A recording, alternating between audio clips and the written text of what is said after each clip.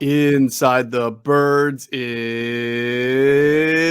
back. What's going on, everyone? It's Geoff Mosher and Adam Caplan here for a special Inside the Birds edition, half on remote, on location edition. That's because Adam Caplan, if you're watching on YouTube, you see him right there in his lovely hotel room in wonderful Mobile, Alabama. Jason Avant had some comments about Mobile, Alabama on Q&A. We'll talk about that in a second. Of course, I'm still back north. And we are going to kind of recap so far what Adam has seen in the Senior Bowl, some of the things he's hearing down there, both on the college level, on the pro level. We'll get into some things with the NFL and the Eagles.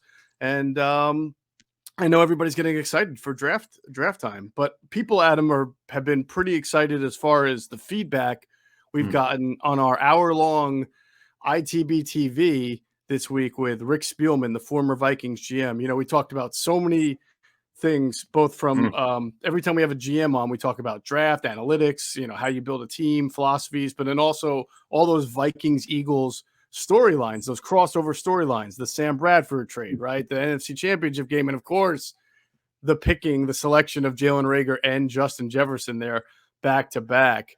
Look, we've already reported it a million times, but he confirmed it that these three guys, if you add Brandon Ayuk, they were all in that cluster. And one of the things that I thought was interesting, Adam, that he mentioned was the luck that was involved. Sometimes you just get lucky. You know, they didn't think Jalen Reagor was going to get off to a start like this. And, you know, almost speaking to Rick, it's not like they knew, right? Because they talked about the difficulties with COVID and working guys out. It's not like they absolutely knew Jefferson was going to be a record-setting wide receiver 2 years into his career. And that's the luck part that he talked about. Yeah, it's very clear, though. It was Jefferson one and everyone else, lower. Like, they definitely were high on Jefferson than the other two guys. Yeah. There was definitely a split between the three. It was Jefferson one, then he didn't want to get into who they had higher. You know, it's been out there that they had Ayuk higher than Reagor. I don't know if it was, one pick behind. You know, we don't know what their board looks like, but it'd been reported after the draft kind of what their thinking was. But he definitely liked Reagor. He did a great job of outlining. I'll give you a nugget here. So I was, as you know, you've been here, just to set the scene a little bit. So when I come here, I'm here for information. I kind of go on my own. I don't hang around with a lot of people. You know how I work, so you've seen it. It's fun. So I kind of have a plan. I'm not a big beer guy, but I had some beer, and you have beers and talk to people, and I just took a poll of Reagor. Where were teams on it? You and I did this 2 years ago at the Combine. Right. And afterwards.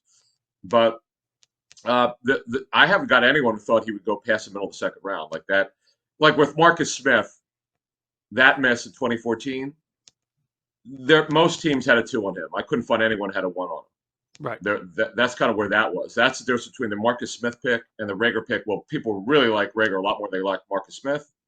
Now, we know that one didn't work out, the 2014 pick of Marcus Smith. He was drafted by scheme because they were running 34 with Clay Davis. Here, Eagles were going to go with receiver. At least that's what they wanted to do. With one of the 2 or 3 players they were looking at. But nevertheless, Rick did a great job of outlining what he was thinking at the time. And also, it's out there. He didn't talk about it then, but, we know it's out there that Rick interviewed for assistant GM job? Assistant GM in Jacksonville.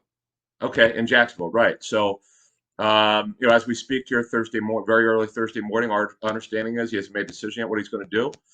I would say this, though, if he doesn't go back to the Jaguars, he will definitely be doing some stuff with us. He and I have talked about it. Good. He had a great time, and I relayed him, as you said, the feedback, and he's thrilled, and he appreciates the support from Eagle fans. Yeah, and we know that some Viking bloggers, we appreciate it, guys who cover the Vikings, who blog what Rick said. Some of the stuff that we talked about, draft picks and history, and we also got into Laquan Treadwell, your guy, which is cool. I wanted to get more into Laquan Treadwell, but we didn't have an opportunity. Yeah, I got to be honest with you. He explained. I didn't know any of this. Because we want to know why was he a bust? And Rick said, "Hey, he was happy to talk about it. He missed on it, right? But the thing is, with Jacksonville, he did a really good job. They ran out of receivers, and he got pressed in the service, and he revived his career so much so that I would think they'd bring him back." Definitely. One of the things that also stuck out was Rick talking about the use of analytics, Oh how yeah, that helped them find Adam Thielman, Thielen. yeah, Adam Thielen, and just in general, How about that one? Jonathan Gannon, what he Yes. remembered from Gannon as far as being an understudy to Mike Zimmer years ago. But yeah, no, I thought the analytics stuff was really Yeah. interesting. The way it kind of pinged this guy who was in their backyard that they ordinarily would have never seen, brought him in for a tryout, and 5, 6, 7 years later, he's a Pro Bowl wide receiver, one of the better guys in the league. Did we ask? I don't know if I did or you did, or we need to follow up. Hopefully, if you don't take the Jaguars job or any other job, we'll definitely all ask this question again. So without analytics finding him, Thielen, would they even brought him in for a workout? Think about it. This guy's in their backyard. I know. What was it? Mankato State, right? Mankato State, yeah. Mankato State. Yeah, Yeah. which is No, where they used to practice. yeah. You kind of have a feeling because I know that a lot of franchises have those local combines Yeah, now where right. they do Eagles bring do. in guys like from small schools that are in the vicinity of their headquarters. But I Workout guess day. you just Yeah, never know. Yeah, workout workout day. day. Right. Yeah. Right. Isn't that how the Eagles came upon Rashid Bailey at one Yeah, point from Rashid. Del Val? Yeah. Yeah. Yeah. He had a zillion catches and he worked out. It's exactly what happened. He worked out a local day. Right. I remember talking to Rashid about this. We talked about it like once or twice over the 4 years of our show, but Hmm. he did so well, and they told him not go anywhere, stay in the area. They were signed to the practice squad. They wound up not doing it.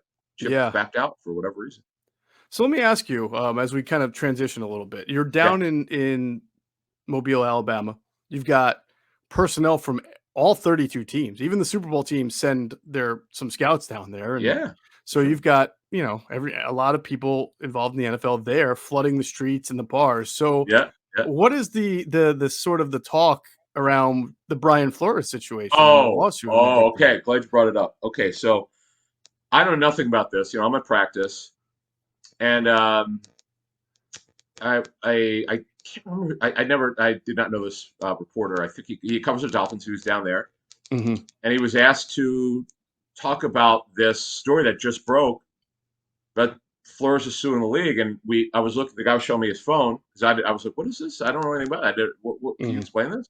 He showed it to me, and I was trying to process it. And we didn't know about the text messages between Belichick and Flores. I got the legal brief. I was so interested in this thing. I spent like 45 minutes Wednesday night, I think. Right. It was just I there some things have happened over the years at the Senior Bowl, which you scratch your head, but nothing like this. Like nothing, firings, hirings, Right. guys, Right. fights and all stuff. But this was a new one, and I could tell you, it definitely is sent shockwaves. They're definitely, on one hand, it's good that he's called out the Rooney Rule does not work. I mean, this is not a secret. No doubt about I'll it. give you the best example of this is, and there's nothing anyone could say to dispute this. The Jaguars were going to hire Urban Meyer last year. I was turned out to be a terrible mistake.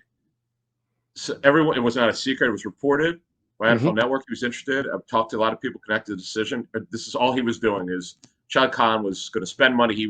They said big game hunting was the phrase that someone with the Jaguars said to me. Right. This is what he wanted. He was going to get it. Well, you still have to comply with the Rooney Rule. Well, why? Just look, if you're going to hire this guy, you've already Hmm. and it's gotten out, and you're not denying it. What the Rooney Rule doesn't apply. Why would you have a sham interviews with two guys who know they're not getting the job? It's not fair. Yeah, there was a time that I thought that the benefit of the Rooney Rule would be that even if it was a quote unquote sham interview, that someone would have an opportunity to impress themselves upon an owner or a general manager, someone in a hiring position that ordinarily may not have gotten that opportunity. And Fair because point. of that, there would be more progress in the hiring of people of color, African Americans for head coaching spots. But there really has not been. And so I think you have to agree the Rooney Rule has not worked. And I think the biggest question, and you and I can't answer that, and it's a societal question that it goes beyond football and into just all industries and levels of business and slices of life, is how do you change inherent bias? There are people who don't even realize within themselves that they have that bias, that Mm-hmm. you may sit across from someone and like the person, but you don't relate to them as much as the next guy, but that person that you don't relate to might be better for the job. So that happens in corporations all across the America and the world. And it's going to be I've heard some people say that it won't change until there are more African-American owners and more owners of color. And right now, I think only Shad Khan is the only non-white owner, if I'm not mistaken, or, I don't know. I haven't really done all 32 in my head, so I'm not sure. But I think that would be a sign of progress. But then how do you progress to the point where you have more owners of color? I don't know how do they get to that point, because as we see, and we'll talk about this real quick a little bit later, like usually with ownership, a lot of time it's passed down from family and generation to generation. So this will obviously be headlining the NFL for weeks on end, and we'll see what results of it, and hopefully something better comes out of it. Yeah, I mean, but what I was trying to say is that you also can't tell Shad Khan who to hire. If this is who he wants, it's like, here's another example. And you and I know this because we've talked to so many of these guys over the years. Like, for instance, Ryan Poles was going to hire Ian Cunningham. I knew this 2 months ago. It's not a secret. Anyone who knew, I don't know these guys, but I knew guys, I knew of them, that they were friends. I heard about this, that they were going to work together. Okay, they're very good friends. There's nothing wrong with it. This is the league. The guys hire their friends. Yeah. What are you going to do? You tell them they can't do it? It's interesting. I don't know how you can force people to hire differently. I agree with you. Right. I agree.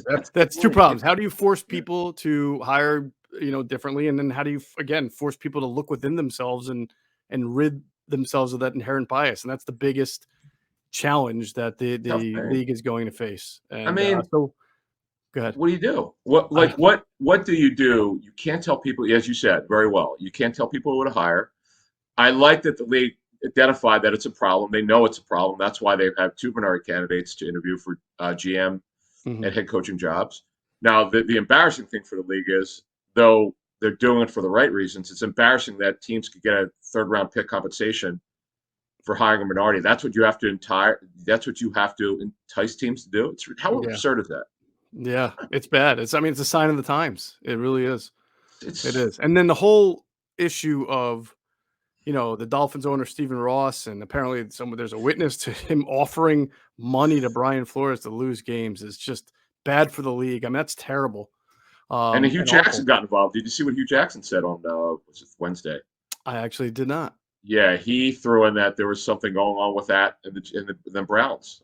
He made an accusation. So this is, as you said, it's a huge can of worms. It's not going to go away. The league, though, look, they're going to defend themselves vigorously, as they always say anytime they get sued. We'll see what goes along. And Brian Flores, I don't know the man. Look, there was stuff that came out about how he handled himself with the Dolphins. This is well before he sued the league. You could go read about it and why he got fired. But the fact of the matter is, I applaud him on one hand for doing this, because this is a brave thing he's doing. But you and I know a lot of minority coaches and executives, and the spirit of the Rooney Rule is a good thing, but the execution is so bad. Yeah. And you make such a great point in that if you take the thing seriously, you're going to do a better job of gathering information. You and I could put together a list of 20 to 30 minority candidates easily within an hour. That these people who are in charge can't come up with any. Well, I tell you that also speaks to a bigger issue. I was having this conversation with Mike Gill on our Football at 4 spot at 97.3. We were kind of extending the conversation from what's going on with Brian Flores and racism to just ownership in general. And do owners make good decisions in hiring and bad decisions in hiring? And obviously there's 32 and they're all different, so it's hard to just paint with a broad brush. But I told Mike, it's pretty pathetic, in my opinion, that sometimes owners need to hire a search firm to be told who some of the best coaching candidates around the league are, when, someone like yourself, myself, people involved with the league who study it, whose job is to be involved with the league, coaches, players. I mean, we could easily write a list of 8 to 10 guys that are different than the ones who are getting the hiring, like just better names, right? But owners seem very, not all. I don't think Jeffrey Lurie fits into this category, but other owners seem so detached from the reality of the NFL world. And then when it comes time for them to make a decision, because maybe they never really went through the stages that you need to really understand what it's like to own an NFL team, then they're like, oh, let me just throw money at a firm and have them tell me who the best guys are. And that part of it is really embarrassing, I think. I'm so glad you mentioned that. I'm sorry? Yeah, I just think that's an embarrassment. Oh, it is. It's probably, of all the mistakes that owners make with this situation, the fact that I used to make the joke. What are you doing when you go to the owners' meetings? Who are you talking to? Yeah. Like, how do you not? First of all, they need to have a real committee of younger people, of people who actually work in the league. Mm-hmm. Maybe a GM committee of who their job is to find minority candidates in their building. Okay, mm-hmm. That's their job. That they should have a committee do that. Not these retired people who haven't been in the league for years. I'm not going to call anyone out. There's some good people in it. Right. But clearly, they're not doing a good enough job. It's really insulting anyone's intelligence the way they go about this thing. I've railed on Fox Sports for years. It's when I'm on the radio there. I've talked about it. It doesn't seem to get any better. Right when you think they're making progress, then it's not about quotas. Okay, it can't be about quotas. It's embarrassing. Nobody wants that. Right. Do the research, find the people, and let the best man or women win. In an interview, but they're not doing that. That's all I got to say about it. No, I'm with you on that. I'm with you. We'll probably wind up talking about it down the road as we see what develops from the lawsuit at hand. I want to remind everyone we've got some good coverage on InsideTheBirds.com. Andrew DiCecco did a really awesome prospects to watch, especially for the Eagles list that's up right now on InsideTheBirds.com. Check it out because he's got a lot of good stuff detailed on the guys down in Mobile that Adam's also keeping an eye on. We'll talk about that as well. We have a new partner we want to talk about. Inside the Birds is excited to welcome Devacor. Over the last year, we've all seen what is now known as the Great Resignation, and it's been clear that there's no better time to change careers than the present. Devacor is a Philly area, family-owned career development company that helps guide hardworking professionals on the path to new and fulfilling careers. Unlike those big companies in career development space that offer the same cookie-cutter advice and services, Devacor, their certified career development team, is hands-on, passionate, knowledgeable, and takes pride working closely with clients to ensure that the experience is personalized and tailored to the client's needs. Whether you need a new resume, cover letter, CV, or you want to optimize your LinkedIn profile or just work with a career coach, Devacor's got you covered in all spaces. So go to devacor.com/birds to schedule a free 15-minute career coaching consultation and to receive an exclusive 15% discount off your next order. Listen, take us up on this because that's I think now more than ever, people need career guidance, where to go, what to do, professional counseling on it. I needed it coming out of college. I imagine you at some times had people that you tapped into. And I would have loved to have had it. I would love to have had it in my 20s. Excellent. All right. Two things Eagles related, Adam. Sure. Let's first talk about the bigger news that came out. Jalen Hurts underwent surgery Wednesday on the ankle. He kind of alluded to it in his final exit press conference where he said, he said, you guys know my ankle's been an issue here. And he said he was hoping to avoid it, but he was not able to avoid it. He did have surgery. Now, it is my understanding this was a very minor procedure. Pretty routine as it goes. Loose bodies, you see a lot of baseball players also have this, whether it's their elbow or their heel. They get them removed, like bone chips, loose bodies. They're called fragments removed. Cool. In some cases, if there's bruising, you can get the bone shaved down. So, but it's my understanding this was a minor procedure. He should be fine and ready to go. But obviously that goes to what we were reporting at the time that it happened, that it wasn't just an ankle sprain that he was dealing with. There was, I told you about the heel issue. Yeah. Which is normally where you find those loose bodies, by the way, a heel issue and some bone bruising there. So he's getting that taken care of. And, we'll see if he's ready for OTAs. Well, that's the key, right? The key is for him, because your typical ankle surgery 6 to 8 weeks. This what you just details is literally right in that time frame, right? Like somewhere in that area, because all February, all March is your 8 weeks. Somewhere time in April, could it be 10 weeks short? Some ankle surgeries take 10 weeks, right? Of course, Michael Thomas's was another story for another time. That was not pretty, but but that's a little different. Not only he had a follow up, unfortunately, it just didn't work out. But the good thing is he's not going to, barring a setback, he's going to be fine for the May and June OTAs. That's the key to any player that had off-season surgery. Like, for instance, we're told with Brett Toth is the reason why he said 9 months on IG is because there was cartilage issue as well with the ACL. Oh boy. Yeah, so that's why it's 9 months. Because he was pretty definitive when I was like, when that happens, there's no way that an ACL, an ACL is going to be 9 months because it's 6 to 9 months. Right. Now it's 9 months. There's got to be something else going on. I was like, this raises a red flag, and we looked into it. Was my suspicion was correct. So, here's the problem with that is, so if you timeline it, that wipes him out all the off season. Maybe he's back in August. Yeah, and he's a guy. I'm sorry. I said, yeah, maybe. Yeah. Now here's the problem. He cross-trained to guard or center? Was it guard? Well, I mean, he was a tackle who then all of a sudden played left guard in the Jets preseason game. So it's like, oh, well, now he's a guard. And then all of a sudden at the end of the year, he came in to play center when they had injury. Yeah. So, I mean, apparently he's been cross-training. We didn't realize that. Or he's just really good at impromptu playing positions. So, he is a pretty decent athlete. Those are the type of guys that Jeff Stoutland seems to work well with. So, but the red flag that you bring up being some cartilage damage, we know that, especially at that position, if hopefully he's not at a point where he's bone on bone anywhere in that knee because the cartilage was not able to be repaired. So, I mean, I imagine. I don't know. We have no idea. But, I get it. Yeah, I hear you. So that's that. Real quick on another Eagles thing, unless you had something you wanted to throw in there. No. Raekwon, is it Raekwon Williams? Was he the D tackle? He signed with someone. He might have been the Niners. I can't remember. He was not. The Eagles decided not to re-sign him. So Keyshawn Johnson definitely signed with the Niners offseason roster. Yes. So the Eagles did not offer him. I was surprised they didn't offer him because we had heard he practiced well, but apparently they didn't want him back. So he's now with the Niners.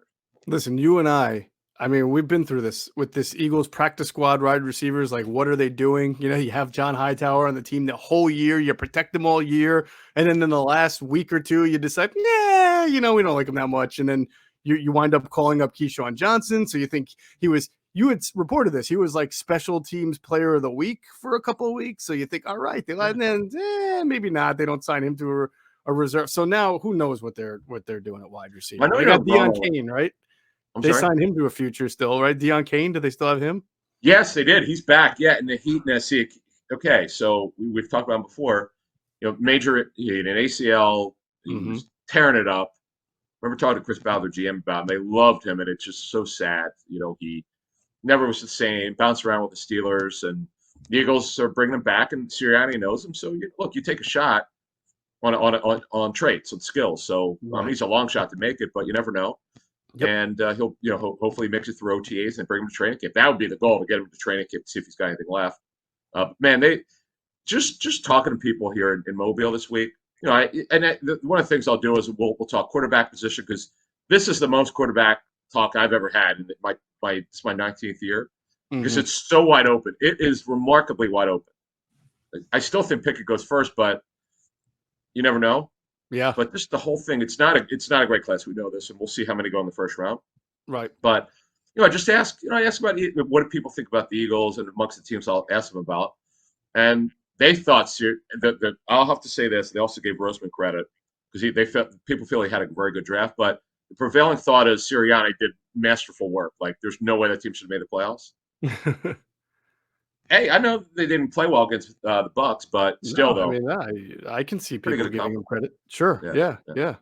Plus, he's down there now. So I wanted to get into this with you just really quickly, because it's kind of become a little bit of a story back here in Philly. The fact that Julian Laurie is there at the Senior Bowl. He's been spotted on the sideline, standing next to Jeff or standing next to Howie or some other people. We've talked about Julian in our podcast before.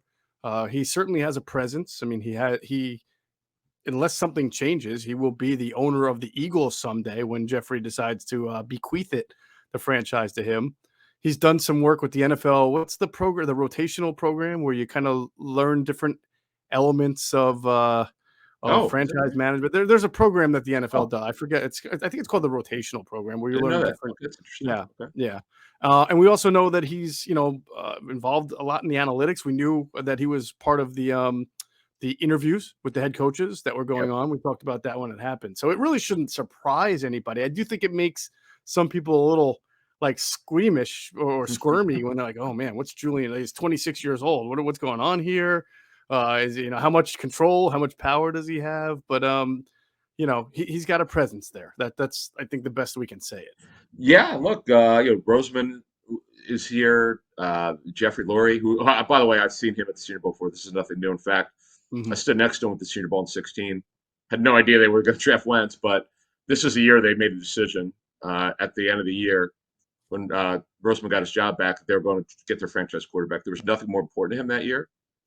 And, obviously, it sure looked like it was going to work out with Wentz. And that's that. If you and I wrote a book, I would love to detail a chapter on the Wentz blow up, and how it happened, why it happened, and but it's funny. I was talking to a line source about Jared Goff. That they have a decision to make with Goff's contract. There's a significant amount of guaranteed money. Right. It runs out after the season, and if you're the Lions, they have so many needs. Oh, they just don't have a very good roster. It's funny. You look at everyone raves about Dan Campbell and the job he did, but look at the record. I mean, yes, they played hard. They lost so many close games, but they still lost those games. Right. But the reason why I bring the Lions up is because quarterback, man, it's just I was going through this with a couple people at the practice on Wednesday, and by the way, as I set the scene here, the rain. You've been here. It's just ridiculous. Every year I come here, it rains, except one year that I remember. It was 2010, I think, 10 or 11. Sunny, low 70s all week. This is like I get home. My wife's like, "Why do you have a tan? You never get tan in Mobile." I'm like, "I don't know what the sun gods shine on us." But it was miserable Wednesday. Miserable. It rained the whole time, and so I got an umbrella. First time I ever had an umbrella. I was like, "All right, I went to Walgreens and spent $10 on an umbrella. Best $10 I ever spent, man." It's nice to know they have Walgreens even in Southern Alabama. They do. I was like, for Wawa, they didn't have it. No, yeah, definitely not.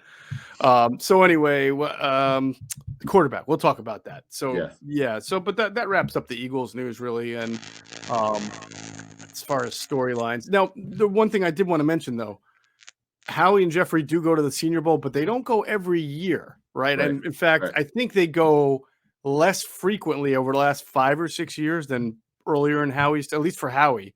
There was a time where Howie was going all the time. Now I don't think he goes as much. So maybe you make something into the fact that he is down there this year and all those quarterbacks are there, as you talked about. Because I've heard some people say that it's pretty rare that you get this many senior quarterbacks at a Senior Bowl before. You usually have a lot of juniors, or usually there's only 2 or 3 guys of real name value. But here, between Pickett, as you mentioned, and Malik Willis, and is Howell down there? Yeah, Howell's there. Oh, yeah. And Carson Strong. Yeah. Oh, yeah. Yeah. All right.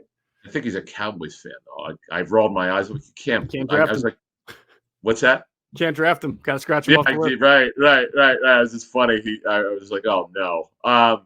But no, he did some good. We'll get into the quarterbacks in a minute. That'll dominate this show today because it's crazy how 12, 13, 14 teams, depending on how honest the teams are going to be with you, that need a quarter. They don't know who their starting quarterback is for 22. Never seen anything like this, and there's just not enough quarterbacks. Which is, as we discussed this, is that looking at the practices on Tuesday and Wednesday, I've never seen so many people looking at quarterbacks before. Now the Eagles are, Roseman's here, but he's not just looking at the quarterbacks. Why? Well, first of all, the Eagles have 3 first-round picks. That's the thing. It's like, and again, we don't know whether you want to trust what they said or not. They have needs, a significant amount of needs here. It's not just quarterback. In terms of the future, whether it's going to be Hurts or not, they said Hurts will be the starter this year, but receiver still a need. DN is still a need. Linebacker still a need. Corner still a need. Safety still a need. They have D tackle. Yeah, they have a lot of needs for the future. The draft is never about 1 year. It's about the future. It's 3, 4, 5, 6 years down the line. You hope in year one that you get something out of the guys, but it's about your future, how you set up your football team. Right. And it all starts here, as they say it at the recent Senior Bowl. It all starts here in Mobile, the draft season. It does. All right, we'll get into that in a second. First, a moment we've been waiting for since September. It's finally here. In honor of the big game, DraftKings Sportsbook, an official sports betting partner of Super Bowl 56, is giving new customers 56 to 1 odds on either team. Just bet $5 and get 280 in free bets if your team wins. If you're not a new customer, you can experience Super Bowl 56 with same game parlays. That's just combining multiple bets from the same game for a bigger payout, because the more legs you add, the more money you can win. DraftKings is safe, secure, and reliable. Best of all, you can deposit and withdraw your cash whenever you want. Download the DraftKings Sportsbook app, use promo code ITB, and get 56 to 1 odds on either team. Just bet $5 and get 280 in free bets if your team wins. That's promo code ITB at DraftKings Sportsbook, an official sports betting partner of Super Bowl 56. Got to be 21 or older. Pennsylvania only. New customers only. Restrictions apply. In partnership with Meadows Racetrack and Casino. See DraftKings.com/sportsbook for details. Gambling problem? Call 1-800-GAMBLER. All right. Would you want to set the scene a little bit first on what's going on down there? Yeah, it's funny. So Mike Sando from The Athletic, who I work with at ESPN, he sent me a text with me holding my umbrella. A couple of people were teasing me. They said a couple people said I look natural twirling it. Ridiculous. I mean, you got to understand, it never stopped raining. I mean, there were like, if a friend of mine said that he was watching on ESPN, he could tell it was raining, or I guess ESPN too, but he said there were some lulls in the rain. I said, yeah, there were, but nothing more than 5 minutes. And then it was an annoying rain. It wasn't like heavy, but it was steady. And it was like, and sometimes you couldn't see because then the wind would kick up. Mm-hmm. These poor kids out there, but you know what? As some coaches told me, it's good for them to see them in this kind of conditions. Like to see Kenny Pickett. I'll get started obviously with quarterbacks, and Kenny Pickett. The beauty of this is, as personnel people will tell you, there's nothing like seeing a guy live. Tape is one thing, but seeing it come out of the player's hand is another. And by the way, he didn't get his hands measured here. Well, you know why? He's double jointed. You heard that, right? Okay. Oh, is that right? I didn't know that. Okay. Yeah. So the explanation is, and I'm not telling you I'm buying this hook, line, and sinker. I'm just telling you what the explanation is. He is double jointed, which means his thumb bends inwardly instead of outwardly. You know, when you get your hand measured, you spread your fingers out and they measure from that. But his thumb, right, awkwardly goes the other way. So he didn't get. I think he said he was going to have it measured later or I didn't know do that. something. Yeah, I don't know. Either way. I don't think it's as big of a deal because every coach I've ever talked to or personnel person has said that's something you worry about in bad weather. You know, can they hold on to the football? He doesn't play in sunny California or Texas. He played in Pittsburgh and he played in bad weather games this past year and did well. So, his first throw of team during team session. I mean, it was you don't need to throw it on line, but he threw a beautiful ball downfield. It was raining, and I could see the yellow gloves he was wearing. Right, and it does give you better tack. You know that when you wear gloves, plus his hands are smaller. Right, it does give him better tack. So he threw the ball well. See, here's the thing about Kenny Pickett. I've seen the criticism of him out there. I'm not saying it's not true. If you're looking for a power thrower, he's not going to be your guy. If you're looking for a touch, rhythm, sort of finesse thrower, but accuracy, played a pro system, athletic, definitely can run, high character, he's your guy. He's going to go in the first round. There's no doubt. Now, I can't tell you.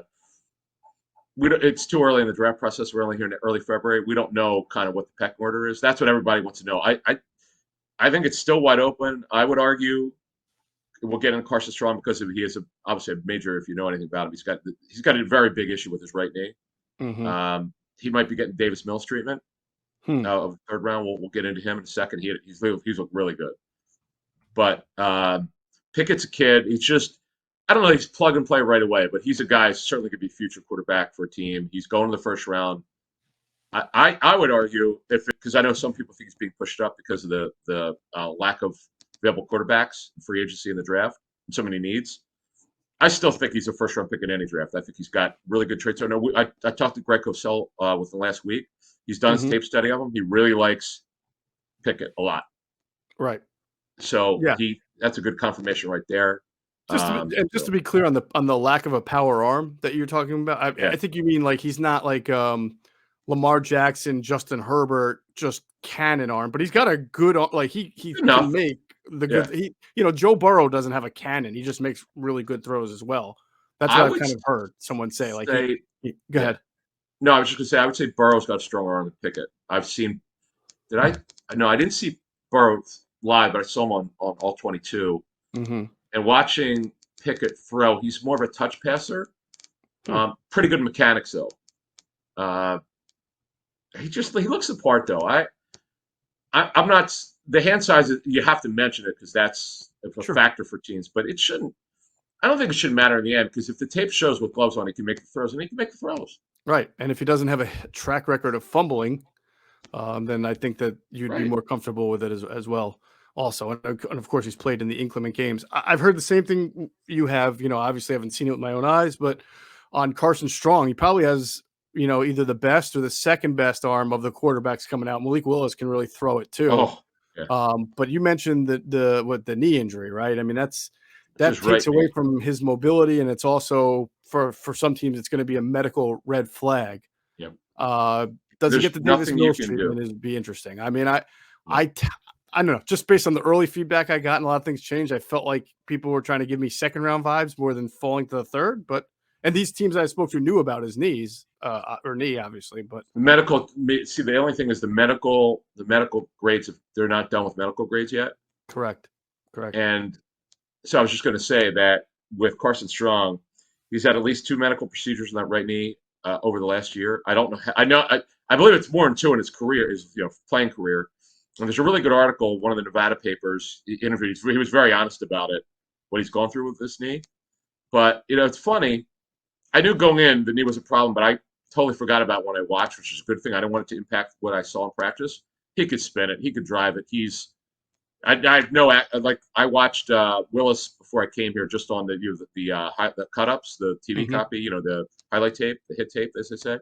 We'll get to Willis in a second, but I was very impressed with Strong the way through it. I've seen it. Some people think he's a little mechanical and deliberate. You could find anything. You could criticize any quarterback if you really want to do it. Sure. I mean, I see what people are talking about. He does stand tall. He's got good size, 6'3 plus. But the right knee is going to be a problem. Now, is it going to knock him to the third round? As I said, the Davis Mills treatment could. Davis Mills, I know there were people saying he was going to lay first. I knew that would never happen based on his knee. There's as Bill Pauline told me, there's nothing you can do when you're red flagged, when they give you the lowest medical grade your team is, when your team does, like Gronk. I remember asking him. It was either on our show, and we in fact we need to get Bill on for the draft, but he had told me the only time, because he said you cannot overrule your medical staff ever. The only one he regretted was Rob Gronkowski. He knew it. He said they were not wrong, but he said, you know what? If we would have drafted in the second round, if we would have only got 6 years out of him, he said 5 or 6 years. He said 5 or 6 years would have been worth that second round pick because he was so great. And obviously he's lasted way longer than that. Look, he's missed a lot of time, but you know what? Yeah, he made a great point. Yeah, right. Possibly, you were absolutely right. He's probably going to be a Hall of Famer. And the way he extrapolated it is the issue that teams are going to have with Carson Strong as we bring this back is, what does your medical staff project for his career? Like J.J. with his bone-on-bone condition. I was told for that draft, without it, second-round pick, that's how gifted he was. Because teams, then they were right. He didn't have a long career. 5th or 6th round pick. I think he was a 5. I think. Sure. I think he was a 5. Yeah. And yes, he was a 5. Yeah. Yeah, and that was the reason, because you have to project out how, and you can't coerce your medical staff. You can't. You're not supposed to overrule them. And Bill said it was the only regret he had with medical was that he would have just drafted him and said, you know what, I'll take the heat with this one if it doesn't work out.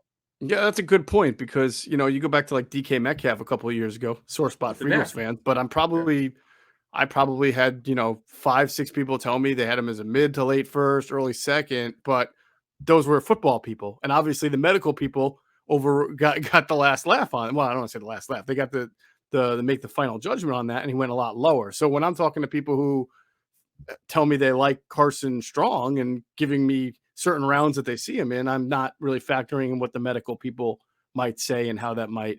So when you're saying like, look at Davis Mills, he fell to the third round, and that's a really fair point. Similarly, he had knee issues as well, so maybe that will happen with Carson Strong. We'll see. I did have somebody, a personnel person I had contacted and talked to, who's down there, and he was salivating over I guess like a kind of a deep post that Carson Strong through. Oh, he could for I spin guess it. in a team drill or something. He Yeah. just loves his arm. As you mentioned, he's got the arm. There's no question about him being able to drive the ball. Yep. He's got the size, prototypical backup guy. Drop back guy. And he had to scramble a couple times. He's a little bit heavy legged, but it doesn't matter because you kind of know what he is. It was, one of the best things about this one for me, because some years I have scouting intel before I come in about what they're going to look like. Mm-hmm. And I'm so glad I didn't do that this time. I mean, I had conversations with people, but I didn't have a lot, and that was on purpose because I didn't want to have any biases. I love Malik Willis so much. We're going to go to him right now. I got to tell you, I understand he's a wild card. He's got issues with accuracy. He's, he's just about, he's 6 foot 3/10 of an inch, I think. Right. Hold that thought. Hold that thought before you get into Willis. All right. Because I want to stop right now just to remind people, check out our friends at phlsportsnation.com. They're enhancing the fans' experience with their coverage of all the Philadelphia sports teams. For the fan, by the fan. That's their motto. So make sure you check them out, phlsportsnation.com. We're on Twitter at phlsportsnation. And we'll pause real quick for another word from our other great sponsors, including our friends at Sky Motor Cars. And if you hop into Sky Motor Cars out there in Westchester, PA, make sure you tell them Adam and Jeff sent you. You will get the best deal. All right, yeah, Malik Willis. I mean, you said it best. They're a great wild card down there, fantastic arm. What are you seeing? I get people compare him to Hurts. It's not even remotely close. Hurts doesn't have half the arm of Willis. Willis drills it. He's got a cannon. Oh, he's got a hose. You usually see guys 6 feet throw like this with this kind of power. Russell Wilson did here, but Wilson's arm actually has more juice to it, I think. Wilson here, when I was blown away in 2012, was just put on an absolute show here. Willis, look, he had some throws that were way off, and it had nothing to do with the pass target, because part of the things when you grade quarterbacks here, you got to be careful for the draft experts. They're very hard on these quarterbacks, but they don't understand these guys have never worked together. Most of them have not worked together before. And if they throw it to a spot and the guy's not there, who's that on? Like, you have to be careful with that stuff. I learned my lesson with that many years ago. Right. But Willis really is fun. He's the only quarterback I'd seen the cut-ups. And I was like, okay, this is interesting. But I just said, okay, let's just see what happens. But I didn't have any intel from personnel people. And my goodness gracious, when he was on, running around, scrambling, he didn't always try to run, which was good. Mm-hmm. He made some rope throws where you go, okay, none of these guys here can do that. Even Carson Strong. No, Carson Strong's not doing that because he can't move like Willis. No. Right. The issues are obviously accuracy. He does break the pocket occasionally when he probably should hang in there. But again, this is a new offense. He's got to get, he's learning a new offense here. Right. My understanding, he's not even remotely ready to be started in year one. So what? Now, I don't know what round. We don't know round. We don't have any value in rounds yet. We're not even close to knowing this stuff yet. Right. But whatever round he goes, it's not about where you draft him. It's about what your plan is and how you see him. Because it's all about projecting the draft. Mm-hmm. He's got so much ability, man. Napoleon told us that he put level competition really low in his top 10 criteria for evaluating quarterback, which is interesting. Not everyone agrees with that, but that's what Bill thought. It's about skill set. With this kid, he's got it. And he was a transfer also because he wanted to play. And he's really fun to watch. And I have no idea no one knows where he's going to go, what round right now, but he's got so much upside. And I know it's only 2 days of practice, and it was just great to see him throw live. I got to tell you, had I watched 3 games of his, and I know there's some spectacular tape out there, but you're not seeing it live, him throw live in front of you, which is really cool. I think he was victimized by his offensive line at Liberty, which, I mean, it's Liberty. It's not, a Power 5 conference, and that may have skewed kind of his overall look on tape at times. I was watching his game against Ole Miss just to see him versus Matt Corral, who's the only guy who's not down there because he's not a senior. And it was kind of a fun to watch. I mean, through two quarterbacks who can really sling it. So Matt Corral will get into this conversation at some point when we move past the Senior Bowl because he's not a senior, but another guy who's got good athleticism and can sling it. Desmond Ridder, what are your impressions so far? Yeah, I'm gonna look. I never say never, but it sounds like I'm gonna be right. I must have 10 opinions on him. Everyone keeps telling me third round. I haven't heard one or two on him. Now, could he go 2? Sure. Only takes one team. So I've learned my lesson with that. So when Tebow went in the first round, I give up. That is exactly my philosophy on why I thought he'd be at least a second, because of that. Not because I was told he was second round talent, just because of the whole supply demand and a quarterback with a live arm and a good athlete. Yeah, it only takes one. I tell you what, I know people ding him for the way he's sort of a 3/4 side driver of the football. Some people don't like his mechanics. He's got good enough size. He's a good enough athlete, I think, for what you need him to do. High character kid.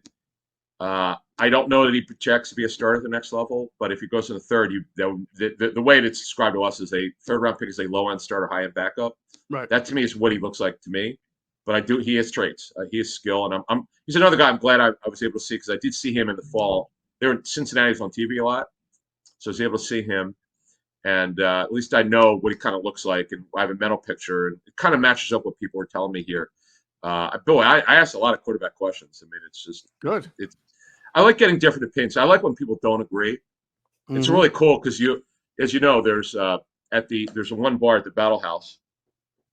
The teams stay at the Battle House or at the Hampton Inn, and man, we got in a heavy discussion, and some quarterback coaches are there, and not everybody agrees on these quarterbacks, but they all like Willis's upside. There's no question. He's got the most upside of this draft with these quarterbacks, but you just have to be patient. He needs a lot of work, but he is going to be fun. I really look forward to seeing what happens with him at the next level.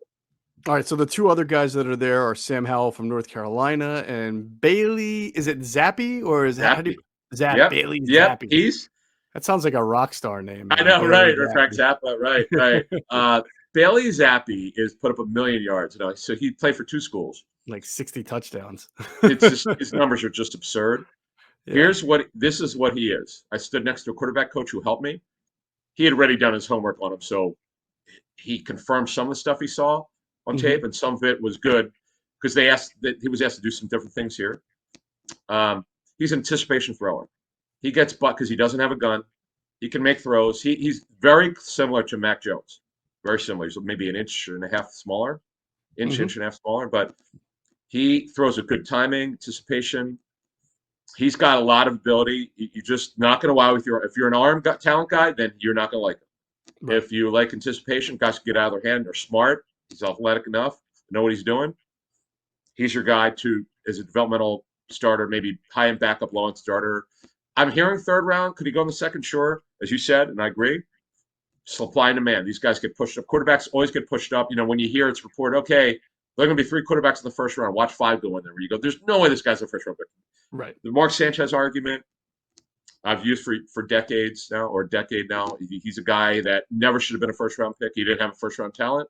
Jets were drafting a quarterback that year. They didn't, no matter what happened, they were drafting a quarterback. The Mitch Trubisky argument should have been a second round pick. You and I lived that one. We've told that story. To this day, I'm still in shock. Ryan Pace, that's one of the things that cost him his job. These guys are going to get pushed up, And Sam Howell. Real quick, I have to imagine it's tough if you're a guy like Bailey Zappi to perform well at these kind of environments, because if you're a timing and an anticipation rhythm thrower and you're with an entirely new set of weapons and an offensive line and it's your day one of practice, that's got to be a little bit difficult. He's over the 2 days, he definitely, what I could see, he definitely has an idea where he wants to go with football. I see what this coach was saying about the timing stuff. He goes, he said a lot of what he'd seen on tape was confirmed by the way he throws it. He has a better arm than you think, which I thought was an interesting point. He had the first day, it's out there on YouTube or Twitter. He had a great bomb to I'll get to it on my list of, we're going to do random hits on just these players very quickly. The guys that I saw, you can't see every player. It's just, it's only 2 days of practice. The third day, we'll have more intel. We're going to have scouting reports on 200 players here probably by the time we get to late April. So Right. this is probably the deepest we're ever going to do on the show. Certainly to this point on the draft, we're going to be sick with the draft. And if our friend Rick Spielman doesn't go back to the league, it's even going to be better. We'll see. All right. So Howell, you were finishing up on Yeah. Howell? So he's just under 6'1", I think, was his measurement here. Everybody knows, if you've seen, he's a pretty good athlete. You can see he was very accurate. I don't chart here, but he looked to me as the most accurate quarterback that I've seen over the 6. Interesting. Yeah. We'll get to Carson Strong in a minute. A little bit more on him, but I thought he was pretty accurate. Now, again, I didn't watch every throw. I try to watch DNs. Jermaine Johnson kid, holy smokes. We'll get to him. I want to see the running backs a little bit. I would like to bounce around. I do that. What I used to do, I don't know if you were there then, many years ago, in the mid-2000s, they would be at either the high school or even when they were, it was before they went to Lab People Stadium. Now by the way, I should have mentioned this. They're now permanently at the University of South Alabama, home of the Jaguars. So they ditched Lad Peebles, and now they go to the South Alabama Stadium. But back in when they called it the Pit, where they pit two DN, offensive lineman, defensive lineman. Right. I'm not a big offensive line guy. I used to love it. Oh my God. I used to just, this is like the greatest thing ever when it would get heated and the coaches would, come on, man, let's go. It was the best. I missed that. Nice. So we'll get to a few more standouts that aren't quarterbacks, but you said you wanted to finish something up on Carson Strong? Yeah, Strong. His setup is pretty good. Like the only thing is his arm angle, his arm slot sometimes is not where you want it. But the quarterback coach I watched him with, he said it's not even close. His arm is so good. He's had a couple things mechanically he would clean up, but you can't. He knew, but he doesn't deal with. He knows about the knee, but it's not his call. And that's he doesn't deal with that. Right. He just deals with what the tape looks like and how he would coach him if his team drafted him. But that would be it on quarterback. So I figure we go a little bit deeper on that because it's so important. Yeah, no, absolutely. That's what everybody's there to see. Give me a few. I know the Florida State pass rusher Johnson has stood out. Yeah, go ahead. Yeah, Jermaine Johnson second. Again, I don't know a lot about the college. I'm not familiar with a lot of these players until I get here, and I do some of that on purpose because I try not to have any biases. Right. Sometimes there were a couple of years where I was so engrossed in college football this season because I thought I needed to when I found out I didn't need to at all. Because it's all about what they want. Once you're done playing at school, it's now about your college tape and what you do at the Senior Bowl if you're a senior, combine, private workouts. It's just how you see them and what information you gather. Yes, is the college tape more important than everything else? Yes, but it's not everything. Right. So especially for the seniors that are here. So Jermaine Johnson is long, twitchy, as they say. I saw some headlines. I thought that was like you made more money. You made money on my friend Lance Zerline said on day one. It's definitely true. When you're 6'5" plus, and you've got good length and you're explosive and you show up here, you're moving up. I mean, the best example that I've seen in the 19 years, nothing will rival this. One of these days, if I could find my notes on Matt Jones, the former Arkansas quarterback who played receiver here, who won I remember that. Was the phenomenon. I still see him running. I see him running. No one covered Matt Jones that whole week. The Jaguars obviously made a terrible mistake in drafting him, but what he did here, and I always thought it was a myth about moving up draft boards, but he literally moved up from a 5th or 6th round pick as a quarterback to a phenomenon receiver because he ran in the 4.3s and was not covered all week. No one could cover him. That is amazing. The draft seems to be shaping up well when you think about what the Eagles are probably looking at in that 15, 16, 19. I mean, pass rushers, corners. Great one. There's going to be, there's like 7 or 8 pass rushers that are already like kind of seen as first. There's the Penn State kid, the Florida State kid we talked about, Thibodeau, Trayvon Walker. There's just like 5 or 6 guys there that are going to be. The 2 kids from Michigan. So that's just 6 or 7 right there. And then corners, there's going to be 3 or 4 of those. He's not here, but Aiden Hutchinson's dad is not Steve Hutchinson. I know he's not, and I didn't know that until I asked his agent, Mike McCarthy. Wow. Okay. Are they related at all? No. His dad's name is Chris Hutchinson. But no, it's interesting. I thought because it's the same school. How could it not be, right? Yeah, for some reason, did somebody make it up? I thought I read that he was. That's weird. No, Maybe there was a no. wild rumor going on. Pretty certain I heard him correctly because I'd asked him. He's like, oh man, no, his dad's name is Chris, and that was that. But no, it's funny because same school. But yeah, Right. I'm gonna go random, quick hitters and we'll get out of here. But the guys that I thought were really fun. Now I know that a lot of people watch are just. I know they're non-Eagle fans here. I know we. Thank you to the Jaguar fans who retweeted our stuff on Rick Spielman. We got a lot of play on that one, and the Viking bloggers, we appreciate that on Rick about our show with him. But I know they're not all Eagle fans here, so I'm just going to go of my observations, what I was told, who looked good. Receivers Velus Jones from Tennessee really showed up day one. Mm-hmm. Some showed up both days. I'm just going to go through my notes here. Okay. And I know the Eagles don't need a tight end. Well, no, they do. They need one to add. They're obviously not going to draft one in the first 2 rounds, but most likely won't second. I can't see them doing spending a second round pick on one. Never say never. But Isaiah Likely from Coastal Carolina showed up. He's an interesting player. Greg Dulcich from UCLA. I think that was him who I saw at UCLA. Is another Devin Asiasi was another one who came out a couple years ago. He was with the Patriots. There's a Nevada tight end. I'll get his name in a second. Who's really long, who could run. Calvin Austin III from Memphis. Mm-hmm. He is fun, man. Another Memphis kid. He is explosive as hell. Oh, and there's another. Okay, it might have been Zappy who threw it to him. I can't remember, folks. You probably, if you saw on Twitter, will remember. But he's 5'7". He looks bigger than he is, but he only measured 5'7" and 3/10 of an inch, but he looks a little bigger. But he's got the good thing is he's not a little guy like Deshaun Jackson was, where Deshaun was 160 soaking wet. This kid's got big thighs, and he could flat out fly. Now he'll be a returner at the NFL level, and they line him up mostly inside, a little bit outside. And he got open repeatedly. He was dominant both days. He was really good. He had a drop, but another thing: do not ding guys here, folks. For draft people, and never ding players here for dropping it. The dumbest thing you can do. Don't ding it up.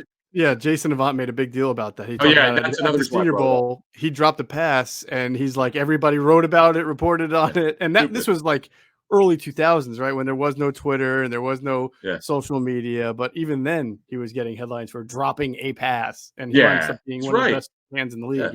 Yeah, be careful. Now, if a guy could, it's one thing if if in a practice he gets 15 balls, he drops 5. That's an issue. Right. Just 1 or 2. Don't worry about it. I mean, make a note of it, but it doesn't matter. Sure. Other guys that we talked about. Okay, let me see. Look at my notes here. Anything I thought was worth reading? Anything on the cornerbacks, like Roger McCreary from Auburn, or yes, I was going to say the Auburn kid, because he went against a Tennessee kid in practice. He's one of my kind of my favorite. He is. It was day one I saw him. The Auburn corner. I did not see him day 2. Right. Yeah, there's a wide receiver from South Alabama who's there. So he's practicing on his home stadium, home turf there. Jalen Tolbert. Did not see him. I know Andrew Check wrote about him. Okay, we'll literally have, if we wanted to, we could have intel on every single player here. It's just something. Sure. Real quick. Yeah, let me ask you though. But not today. But I'm just saying in general. Yeah, but big name guy is obviously Devin Lloyd. Were you able to check him out yet at all? He wasn't there. I don't think he showed up. I think he pulled out. Yeah, because I looked for him day one. I didn't see him, which means he was not reported as hurt. I don't think he was there. Oh, okay. That's too bad. I'm going to look it up, but I'm fairly certain because I looked. He was the first player I looked for.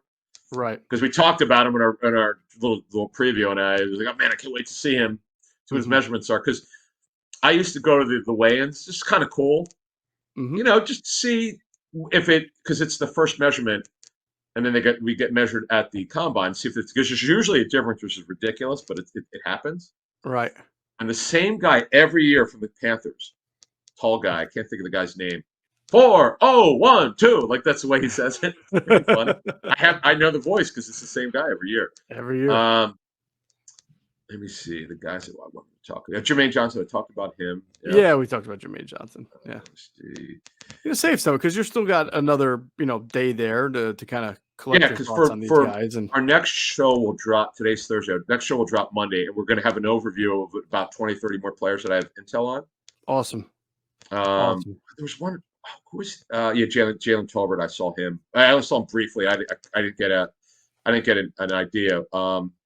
He's got nice size. He's like 6'2", 6'3". He runs well for a guy that size. I mean, he's a guy that looks like The tight ends I want to talk about only because they were the most dominant position here. They were okay. Okay, wait a minute. I got the wrong team. Oh, by the way, it's the Lions and Jets.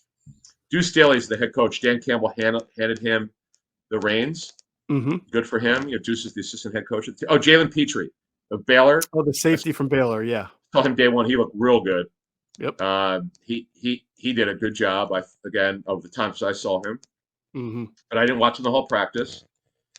The tight ends. Okay, Cole Turner's the tall kid from Nevada. He can move. He was tall. He can run a little bit. I thought he did a good job. Are he and Strong on the same team? Is Strong no? throwing to him? The tight ends from the other team were Cole Turner, who I saw immediately. He was number 19. I was like, who is this kid? I thought he was a tall receiver. I didn't know he was a tight end.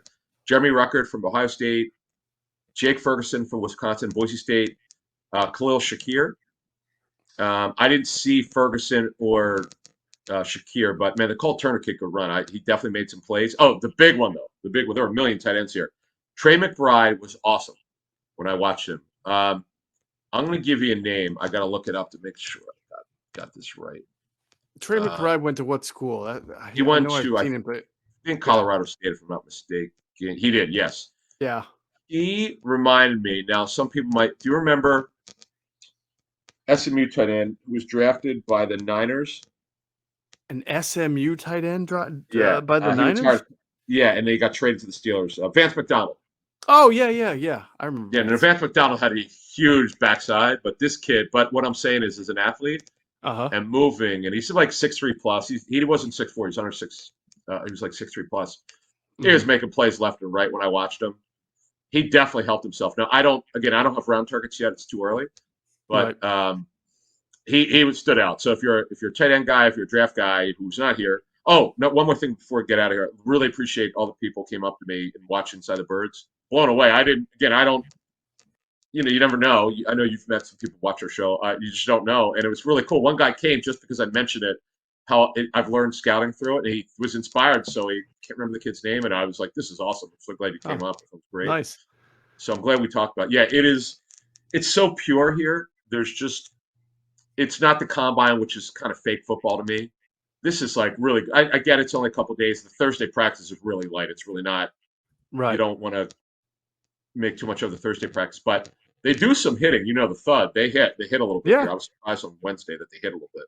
Another great Jason Avant story from his first Senior Bowl experience in the latest Q&A about getting hit a little too hard in a thud drill and then having to exact some retaliation because. Oh, did he? Oh, he did. Yeah. Oh, I love it. That's great. Yeah, it's definitely worth checking out. So, all right. So that's good stuff. We will have more. We'll wrap up everything from the Senior Bowl for our next podcast. We'll drop Monday morning, and then we'll probably have more.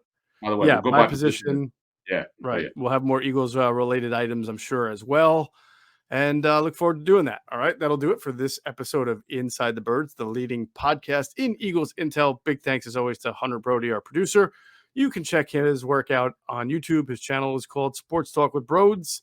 His website is broadsmedia.com. And as always, we thank you for flying with us inside the bird.